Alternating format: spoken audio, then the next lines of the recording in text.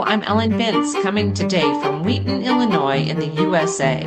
Welcome to Impact, a podcast about how we can each bring about real change in the world and getting practical in making that happen.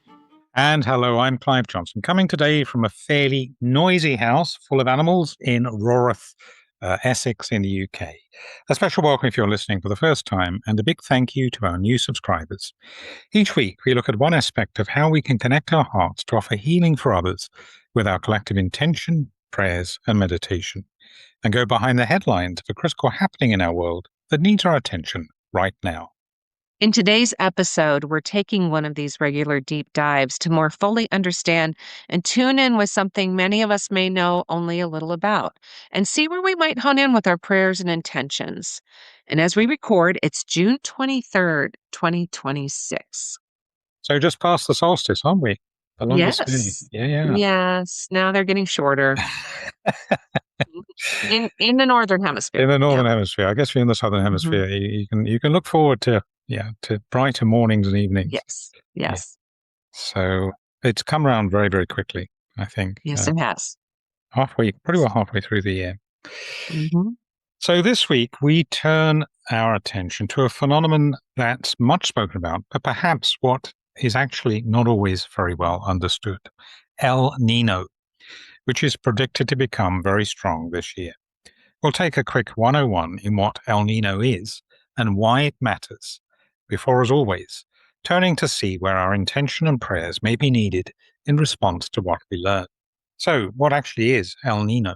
El Niño is a periodic warming of the tropical Pacific Ocean that disrupts normal wind and rainfall patterns, and in so doing, reshapes weather around much of the world. The current episode is forecast to be very strong, though scientists are cautious about labeling it definitively as being the most severe to date, until it's unfolded, of course, and then can be compared with past events, such as the especially intense warming that occurred back in and around 1997 and 2015. The phrase refers to a natural climate oscillation. To give it its full term, the El Niño Southern Oscillation, or ENSO, which alternates between El Niño, which means warm, neutral, and La Niña, which means cool states in the tropical Pacific. In a typical non-El Niño year, steady trade winds blow from east to west along the equator, piling warm surface water towards Indonesia and Australia, and allowing cooler water to well up near the South American continent. During El Niño, those trade winds weaken or even reverse, allowing warm water to spread back eastward along the equator towards the coasts of the Americas.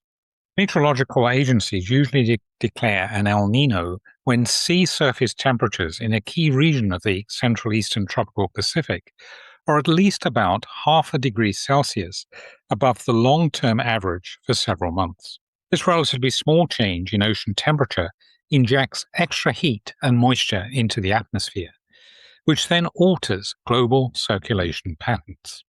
So a couple of bits of jargon are helpful here. Sea surface temperature anomaly. This is how much warmer or cooler the ocean surface is compared with the usual average for that time and place. And ENSO teleconnections, which refers to the way a disturbance in one region, in this case the tropical Pacific, sends out ripple effects through the atmosphere that influence weather far away. It's a bit like us sending our impacts, isn't it, really? Yeah, right. That's a good way to think of it. So we all need to why? warm up in our intention sending. I'm so glad to understand this more because, I mean, you basically just know, yeah, it's warmer. El Niño means warmer, but to understand why and why it matters. So why does El Niño matter for global climate patterns? Although El Niño begins in a band of ocean along the equator, it's the single strongest driver of year-to-year climate variability worldwide. The extra heating over the tropical Pacific intensifies large-scale atmospheric circulations, such as the Hadley cell, and that is air rising near the equator and sinking in the subtropics. I'd never heard that term before. And shifts the position of major jet streams, which are like fast-moving rivers of air high in the atmosphere that guide storms. These circulation changes lead to fairly consistent regional patterns. Notably, drier than normal conditions in Indonesia, parts of Australia, and parts of Southeast Asia, increasing the risk of drought and fire, which we often hear about. Wetter than normal conditions in the southern United States, parts of eastern equatorial Africa, and portions of southeastern South America, often bringing flooding, and an increase in the number of storms in parts of the tropical Pacific, and fewer storms in the tropical Atlantic, which can temporarily suppress the number of Atlantic hurricanes. Globally, El Nino tends to push average temperatures higher, which is why many record hot years, such as 2016 and 2023, have coincided with El Nino conditions layered on top of human driven warming. The World Meteorological Organization has noted that the 2023 to 2024 El Nino helped drive global temperatures to unprecedented levels, even as it began to weaken. It's interesting, isn't it? The Yeah, complex, really. yeah. And It's really global. it is, it is. I guess we can all have some sort of sense of the dynamics of climate systems and, Mhm. changing pressure and changing temperatures throughout the course of the year, for example, depending on location to the sun and so on, and how they all, yeah, kind of play out in a dance, right? Really. Yeah, But of right. course, this added layer of global warming Mhm. is adding to the complication as well. Right. We're making it worse. We are, Yes. yeah, we're kind of disturbing the natural, well, Mm, not necessarily disturbing, but we're amplifying it, I think. So, what are the implications for ecosystems, societies, and life? Because El Nino reshapes rainfall and temperature patterns, its impacts cascade through ecosystems, economies, and social systems. For ecosystems and agriculture, this includes impacting on fisheries along the Pacific coast of South America, which often suffer as warm waters reduce nutrient upwelling, undermining marine food chains and local livelihoods. Crops in regions that turn drier, such as parts of Australia, Southeast Asia, and northern South America, face heat and water stress, while areas that become wetter may face floods and waterlogging. And forests in drought-stricken tropical regions are more prone to wildfires, which in turn release large portions of carbon dioxide into the atmosphere.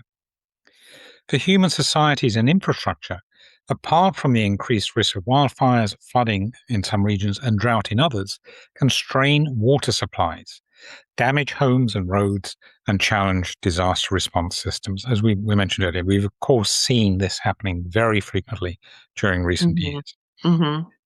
At the same time, food and energy systems are typically affected as crop yields fluctuate. Hydropower output changes with reservoir levels. That's something I hadn't thought of actually. Mhm. The hydroelectric power, and cooling demands spike in heat wave prone regions. El Nino years have also been linked to surges in certain climate sensitive diseases, as changes in temperature and rainfall influence mosquito populations and water quality. During the 2015-16 event, the World Health Organization estimated that more than 60 million people were affected by drought and flooding, with rising risks of malnutrition, heat stress, and outbreaks of diseases such as malaria, dengue, and Zika. In parts of Brazil and neighboring countries, warmer and wetter conditions favored the mosquitoes that carry these viruses, increasing exposure for pregnant women and young children in particular. UNICEF and WHO case reports describe children whose malnutrition and repeated infections stunted their growth and affected schooling and long-term prospects. In some communities, families had to choose between paying for transport to clinics or buying food. For the climate system itself, El Nino years are associated with a faster than usual rise in atmospheric carbon dioxide, likely because warmer, drier tropical conditions reduce the capacity of land ecosystems to absorb CO2 and promote fires. There is active research into whether ENSO could become a tipping event, meaning that sustained warming might push it into a more extreme, higher amplitude mode dominated by very strong El Nino events. So, all in all, the effects can be devastating in many areas, having impacts in many parts of the world.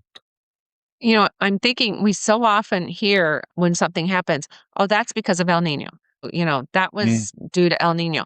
But putting it all together and how one thing affects the next thing and the next thing globally I think it's helpful for me to remember that we're all connected, as Yeah, we yeah, yeah, would yeah. say. There's a huge chain, isn't there, that's connecting and Yeah. affecting. Yeah. To mention a few specific examples of how El Nino has affected human life, we can mention Alinaf, a single mother in Balaka district, southern Malawi, whose life was upended by the 2015-16 El Nino linked drought. Her mud bricked house was destroyed by extreme weather, forcing her and her 4 children to improvise a shelter out of dried maize husks. The family's small field, once enough to feed them, turned to cracked, unusable dust. They were left with almost nothing they could grow or harvest. Food became so scarce that Alenaf had to rely on therapeutic peanut based paste from a health clinic to keep her 2-year-old daughter, Desiree, from severe malnutrition. Each day revolved around the search for food and safe water rather than work, school, or play.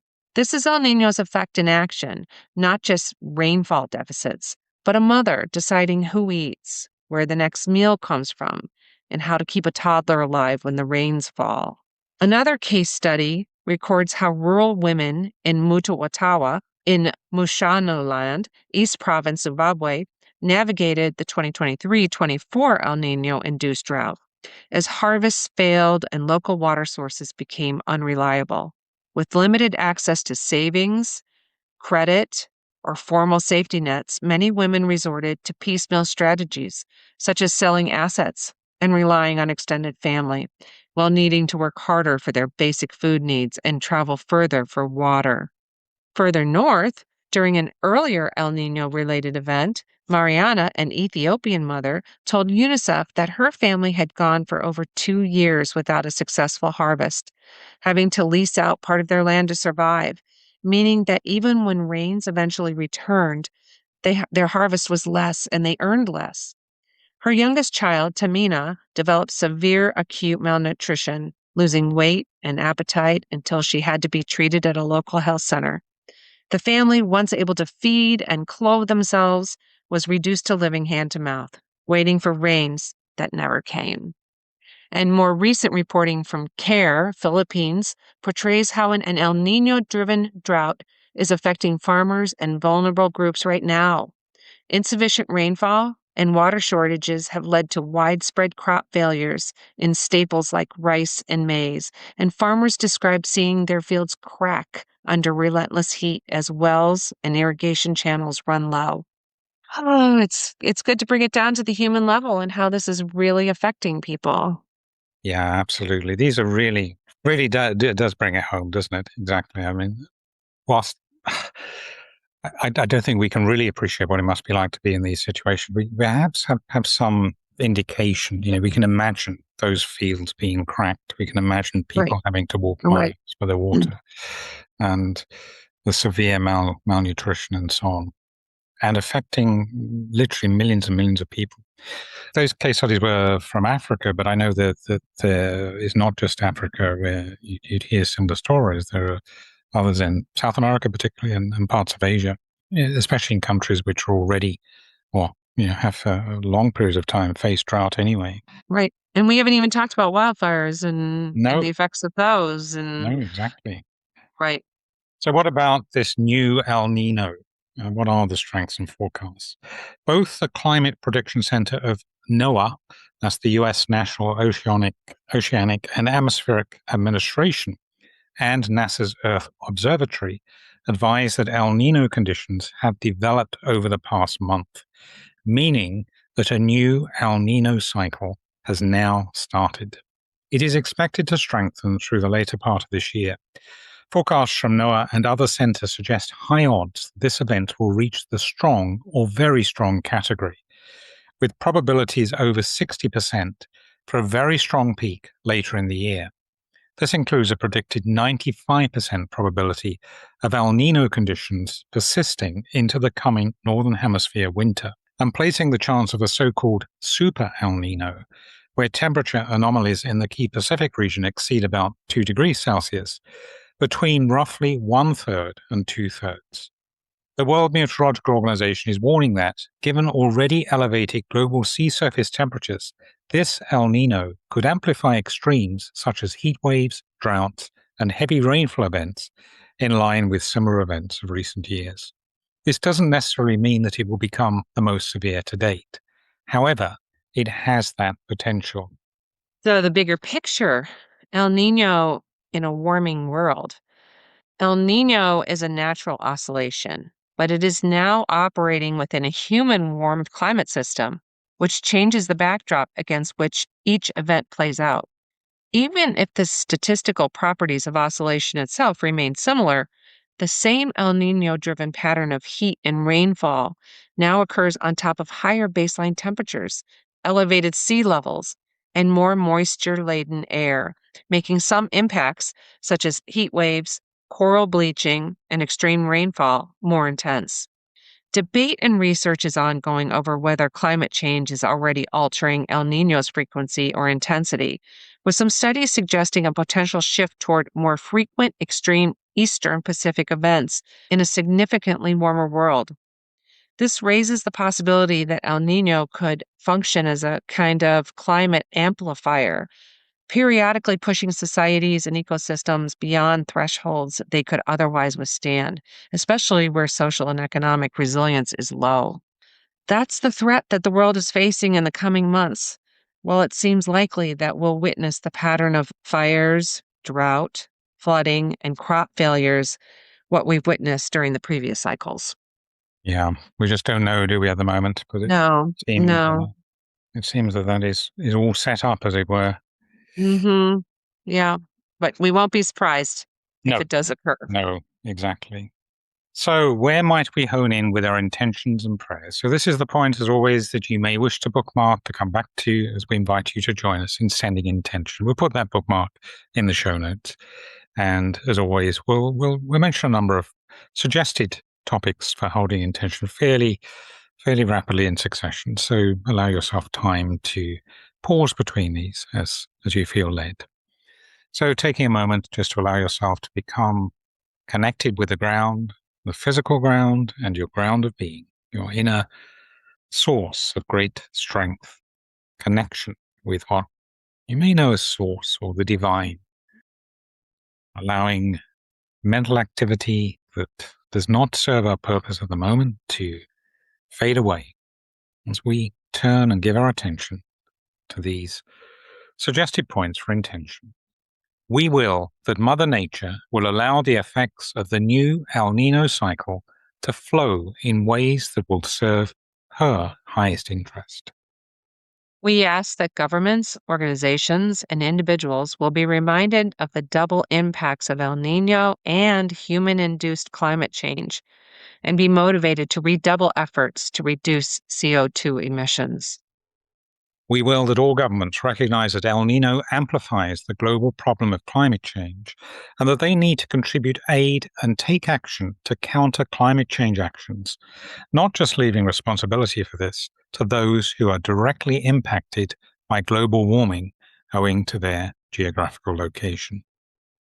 We pray that researchers seeking responses to severe global warming will be inspired to discover innovative approaches for reducing the impacts of fire, flood, and drought, and that those who fund and commission such initiatives will have wisdom to know where to direct resources to ensure the highest good.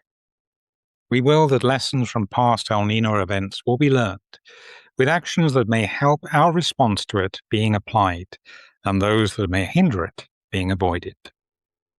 And this week, as we reflect on the onset of the latest El Nino cycle and its impacts on life, we suggest holding as our main intention. We will that governments, aid agencies, local communities, emergency services, and water providers will be mindful of the imminent threats presented by the new El Nino cycle and have wisdom to know where they may take preventative action to minimize its effects. Please join us in holding this. Mm. Well, I think there is some hope, isn't there? I was reflecting back on an episode we recorded last year on Angola, I think it was, which had been through a period of very severe drought.